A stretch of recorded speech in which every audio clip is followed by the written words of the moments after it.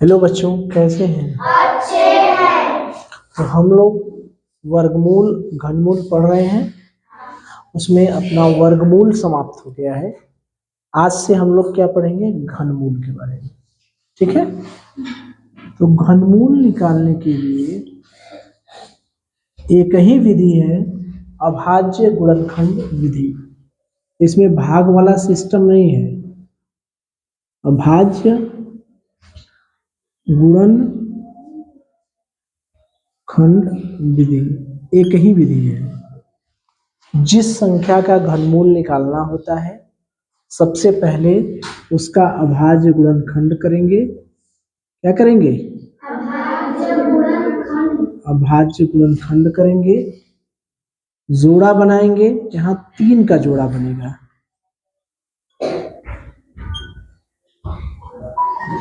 वर्गमूल में कितने का जोड़ा बनता था? 2 का। और घनमूल में 3 का जोड़ा बनेगा। फिर सबको गुणा कर देंगे। गुणा कर देंगे। जैसे 3 का घन करेंगे, 3 गुणे 3 गुणे 3, यानी 3 त्रिक के 9 त्रिक 27, यानी 27 का घनमूल कितना होता है? 3। ठीक है। 2 की घाते 3 करेंगे, 2 दूनी 2 गुणे 2 गुणे 2, यानी 2 चौका 8, यानी 8 का घनमूल क्या होता है? 2। ठीक है। इसी तरह से अन्य संख्याओं का घनमूल होता है, लेकिन हमको याद करने की जरूरत नहीं है। हम अभाज्य गुणनखंड विधि से निकालेंगे। जैसे मान लीजिए 8 का घनमूल निकालने को कहा। ठीक है। या मान लीजिए और बड़ी संख्या ले लें, 64 का 64 का घनमूल निकालें। ठीक है। अपना प्रश्न हो गया कि 64 का घनमूल निकालें। तो सबसे पहला काम हम क्या करेंगे? अभाज्य गुणनखंड विधि। अभाज्य गुणनखंड करना जानते हैं।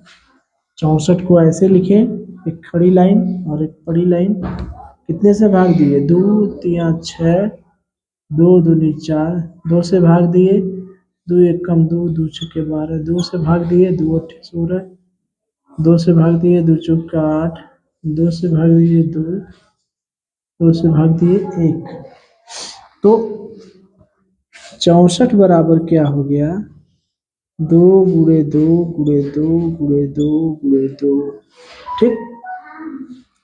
1 2 3 4 5 6, 1 2 3 4 5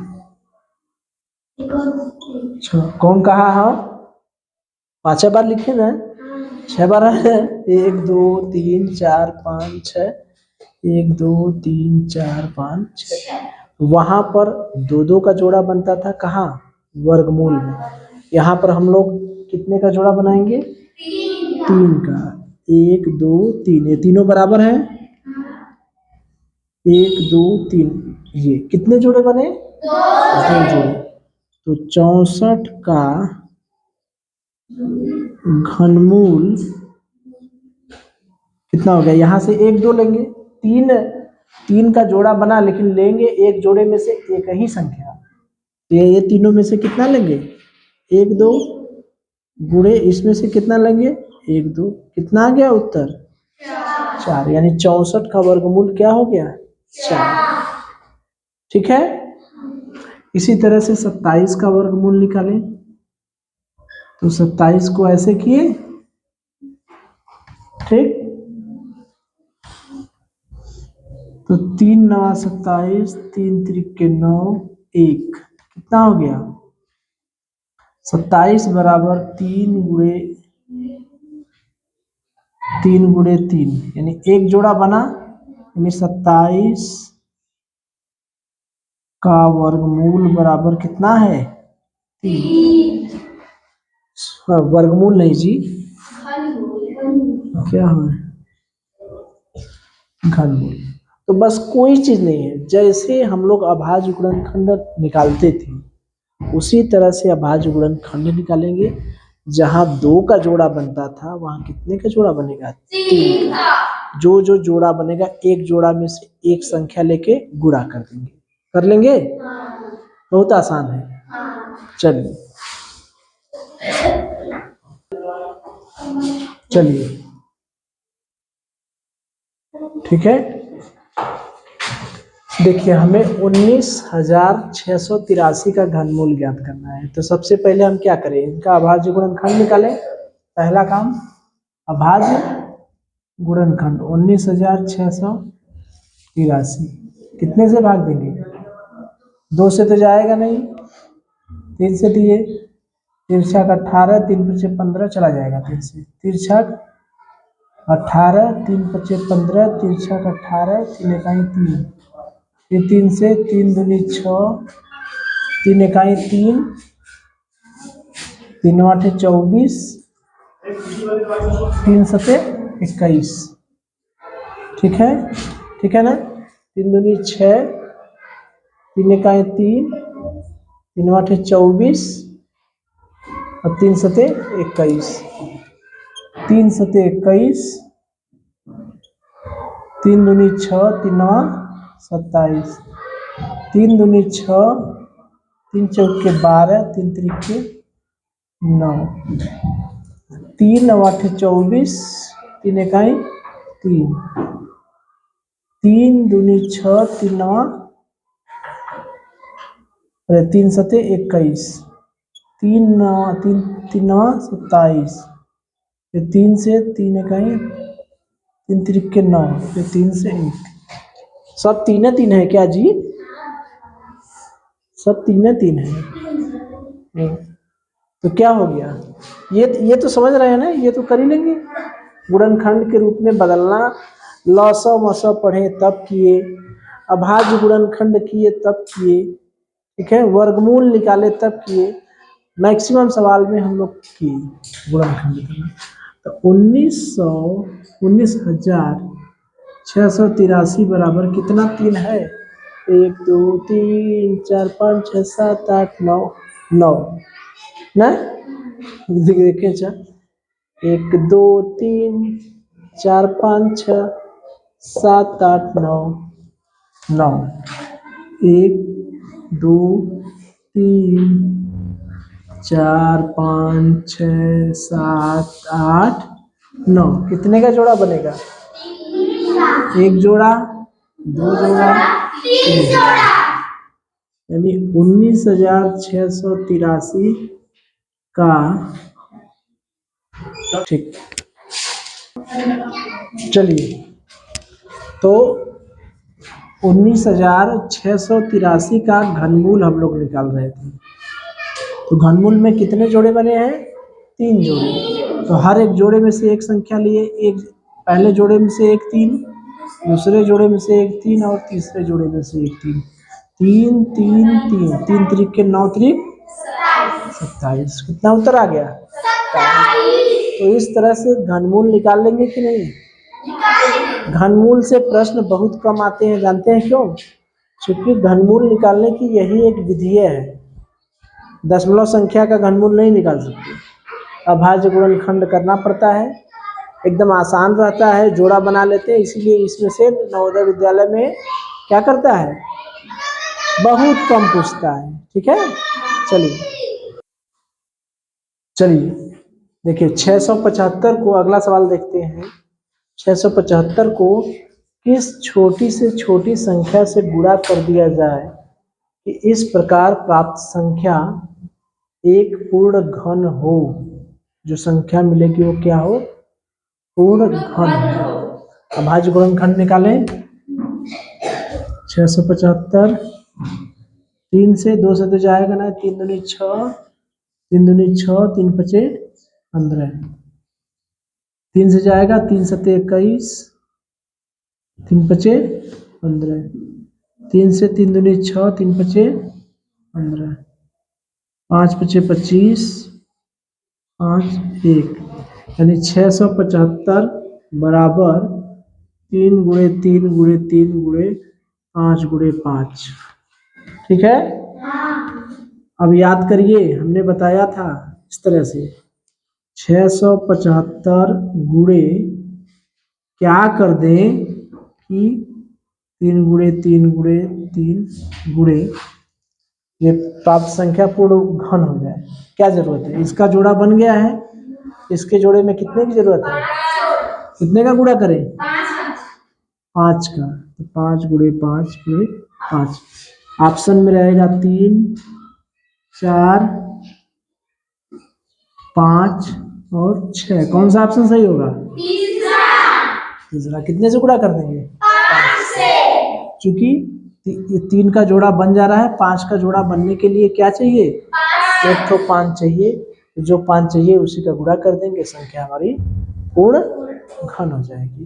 तो इस तरह से भी दे सकता है, इसको दे सकता है, इसको दे सकता है। वो घनमूल निकालने के लिए नहीं देगा, ठीक है, क्योंकि घनमूल निकालना बहुत आसान है। इसको दे सकता है, कोई संख्या दे दी गई है, उसमें किस संख्या से गुणा कर दें या किस संख्या से भाग दे दें, समझ रहे हैं। अगर इस तरह से संख्याएं होती, अगर भाग देने की भी बात आती, जैसे अपनी संख्या 2 गुणे 2 गुणे 3 2 गुणे 2 गुणे चलिए 3 गुणे 3 गुणे 3 यानी 4 3 त्रिक 9 चौका 36 गुणे 3 तिरछा 18 की 8 108। यानी 108 में किस संख्या से भाग दे दें कि संख्या पूर्ण घन हो जाए। 108 में किस संख्या से भाग दें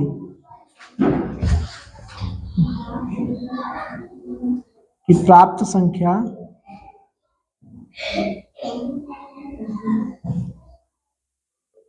पूर्ण घन हो जाए, बताइए। ये 2 गुणे 2 गुणे 3 गुणे 3 गुणे 3 इसका जोड़ा बन जा रहा है, हमको भाग देना है। भाग देने का मतलब इसको हटाना पड़ेगा, तो इस कितने को हटाना पड़ेगा, इसको, यानी 2 गुणे 2 से भाग देना पड़ेगा, तब ना ये कट जाएगा। 1 2 से ये, तो 1 2 कट गया, 1 2 से ये कट, 1 2 कट गया, कितना बचा 3 गुणे 3 गुणे 3। ये घन नहीं है, पूर्ण घन, यानी भाग देना पड़ेगा किससे, 2 गुणे 2 से, यानी कितने से, 4 से। बात समझ में आ रही है। वहां पर भी हमने बताया था कि गुणा करने के लिए अगर गुणा करना पड़ेगा तो जोड़ा बना लेंगे, अब भाग देना रहता है, जो अधिक रहेगा उसी को हटा दीजिए। याद करिए 5 गुणे 7 35 नहीं था, तो 5 गुणे 7 से भाग देना था वर्ग वाले में, तो 2 गुणे 2 है, तो इसे 2 गुणे 2 से भाग दे देंगे। बात समझ में आ रही है। तो 108 में किस संख्या से भाग दें कि प्राप्त संख्या पूर्ण घन हो जाए। तो 108 का हम अभाज्य गुणनखंड बनाए, 2 गुणे 2 गुणे 3 गुणे 3 गुणे 3, इसका तो जोड़ा बन जा रहा है। यही नहीं होता, अगर 2 गुणे 2 नहीं होता तो हमारा पूर्ण घन नहीं होता, तो 2 गुणे 2 से भाग दे दीजिए। 2 गुणे 2 मतलब 4 से भाग देना पड़ेगा। इसमें ऑप्शन दे देता, पहला दूसरा तीसरा चौथा देता, 1 2 3 4, कौन सा सही होता, चौथा, ठीक है। इस तरह से ये आपका घनमूल क्या हो गया, समाप्त हो गया।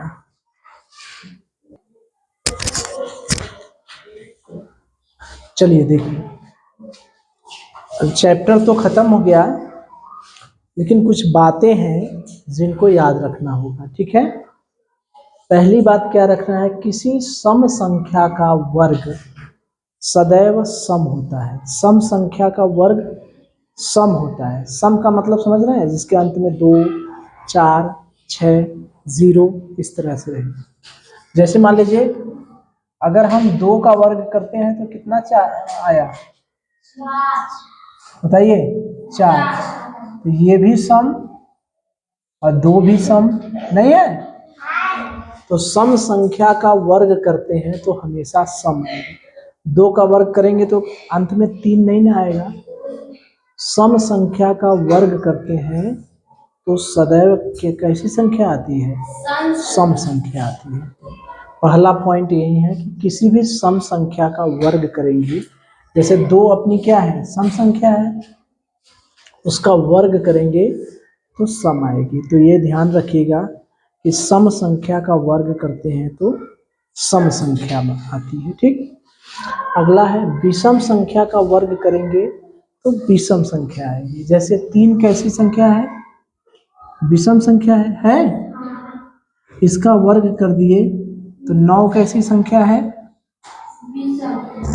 विषम। यानी विषम संख्या का वर्ग किए तो विषम, सम संख्या का वर्ग किए तो सम, और विषम संख्या का वर्ग किए तो विषम। सम संख्या का वर्ग किए सम और विषम संख्या का वर्ग किए तो विषम। अगला ये देख लीजिए, एक पूर्ण संख्या, पूर्ण वर्ग संख्या का वर्ग करेंगे तो पूर्ण संख्या ही मिलेगी। एक पूर्ण वर्ग संख्या का वर्ग, पूर्ण वर्ग संख्या का मतलब कोई ऐसी पूर्ण संख्या है, वर्ग संख्या है, जैसे 4, ठीक है। तो 4 एक वर्ग संख्या है। यहाँ देखिए 4 एक वर्ग संख्या है, ठीक है। इसका वर्ग करेंगे तो क्या आ गया? 16। तो ये भी वर्ग संख्या होगी, ठीक है। ये भी पूर्ण वर्ग संख्या है तो ये भी पूर्ण वर्ग संख्या है। तो यानी पूर्ण वर्ग संख्या का वर्ग करेंगे तो पूर्ण वर्ग संख्या ही मिलेगी, ठीक है। अगला देखें, किसी भी पूर्ण संख्या का वर्ग करेंगे तो इकाई के स्थान पर कभी भी 2, 3, 7, 8 नहीं आएगा। इकाई के स्थान पर 2, 3, 7, 8 नहीं आएगा। 2, 3, 7, 8, ठीक है। 2, 3, 7, 8 इकाई के स्थान पर कभी नहीं आएगा। कैसे? 2 का वर्ग किए कितना आया? 4। 3 का वर्ग किए 9। 4 का वर्ग किए 16। 5 का वर्ग किए 25। 6 का वर्ग किए 7 का वर्ग 8 का वर्ग 64। 9 का वर्ग 10 का वर्ग 100। कहीं आया? कहीं 2 दिखाया? कहीं 3 दिखा? कहीं 7 दिखा? कहीं 8 दिखा? तो ये ध्यान रखिएगा कि कभी भी किसी संख्या का वर्ग करेंगे, पूर्ण वर्ग संख्या का वर्ग करेंगे, पूर्ण संख्या का वर्ग करेंगे तो कभी भी 2, 3 और 7, 8 इकाई के स्थान पर देखने को नहीं मिलेगा। इकाई के स्थान पर, ठीक है। जैसे 12 का वर्ग किए 144, 4 आया ना? कहीं ये सब देखने को मिला? ये ध्यान दें, अंत में 2 रहेगा तो 4 आएगा, अंत में 3 रहेगा तो 9 आएगा, 4 रहेगा तो 6 आएगा, 5 रहेगा तो 5 आएगा, 6 रहेगा तो 36 आएगा। इकाई का स्थान 4 है, 9 है, 6 है, 5 है, 6 है, 9 है, 5, 4 है, 1 है, 0 भी है, लेकिन कहीं 2, 3 और 7, 8 नहीं है। तो अगर कोई संख्या दी रहे, उसका वर्ग कर दे, बोले कि इकाई के स्थान पर नहीं आएगा, तो क्या नहीं आएगा? यही 2, 3 और 7, 8, ठीक है। और अगला क्या है, यदि किसी दी गई संख्या में अंकों की संख्या n सम है तो इस संख्या के वर्गमूल, अंकों की संख्या m, किसी दी गई संख्या में अंकों की संख्या n सम है। सम का मतलब जैसे 16 है, 16 है, 16 तो 16 का वर्गमूल निकालेंगे कितना आएगा? 4। 16 का वर्गमूल क्या आएगा? 4। तो इसमें कितने अंक हैं? 2 अंक। तो जब संख्या 2 अंकों की है तो वर्गमूल निकालेंगे 2/2 यानी n है तो n/2 यानी 2/2 यानी वर्गमूल में कितने अंक आएंगे 1। ठीक है, अगर संख्या में 4 अंक होते तो वर्गमूल में कितने अंक होते 4/2 कितने होते 2 अंक। वही है कि यदि कोई संख्या है उसमें सम है तो वर्गमूल में कितने अंक होंगे वो निकालने के लिए हम क्या करेंगे उसमें 2 का भाग देंगे। जैसे ये संख्या है इसमें 2 अंक हैं तो इसका वर्गमूल निकालेंगे तो कितने अंक मिलेंगे तो 2/2 यानी 1 अंक। n का मान कितना है यहाँ n का मान 2 है। ठीक है ना। और अगर दी गई संख्या में अंकों की संख्या विषम है, विषम का मतलब 3 अंक हो 5 अंक हो 7 अंक हो, जैसे मान लीजिए 225 इसमें कितने अंक हैं 3 अंक। कितने अंक हैं 3 अंक। जब इसका वर्गमूल लेंगे तो वर्गमूल में कितने अंक होंगे वो कैसे पता चलेगा।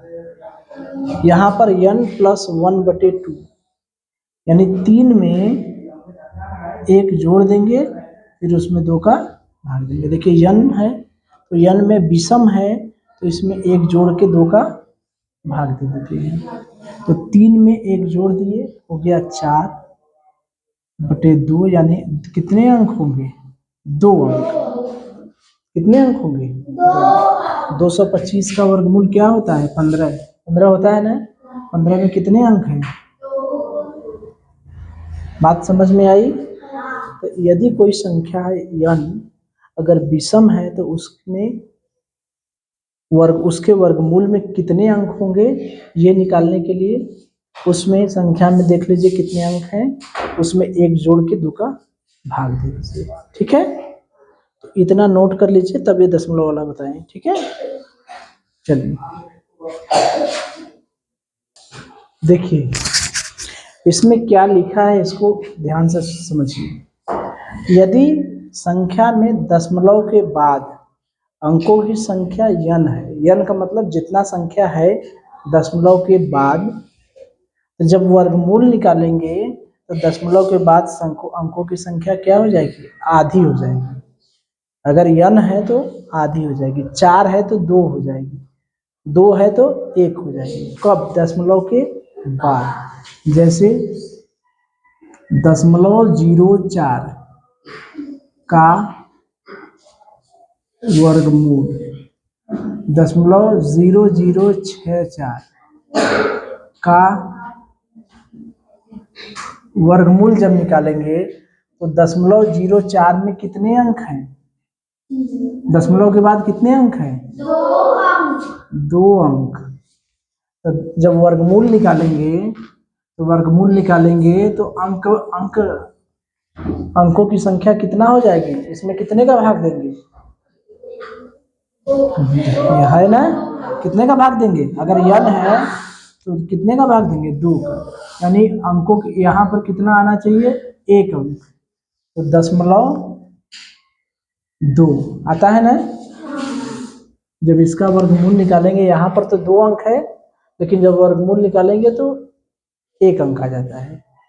निकाले हैं ना इसका। ऐसे दशमलव के बाद यहाँ पर कितने अंक है 1 2 3 4 अंक। कितने अंक 4 अंक।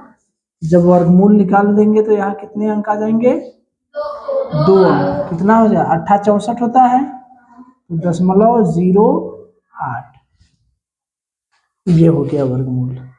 तो वही चीज बताया है कि अगर दशमलव के बाद अंकों की जितनी भी संख्या है जब वर्गमूल निकालेंगे तो वो संख्या आधी हो जाती है वर्गमूल वाली। अगर यहाँ 2 अंक है तो 1 अंक दशमलव के बाद 1 अंक हो जाएगा, 4 अंक है तो दशमलव के बाद 2 अंक हो जाएगा, 6 अंक होता तो दशमलव के बाद 3 अंक हो जाता। आज समझ में। ये सब वर्गमूल निकाले हैं कि नहीं इसका हम सवाल लगाते समय इसका भी निकाले हैं याद है। तो ये आप लोगों का कंप्लीटली वर्ग, वर्गमूल, घन, घनमूल समाप्त हो गया। अब हम लोग 7वां पाठ पढ़ेंगे, दशमलव संख्याएं एवं उस पर आधारित संक्रियाएं। दशमलव संख्याएं एवं दशमलव संख्याओं पर आधारित संक्रियाएं। ठीक है।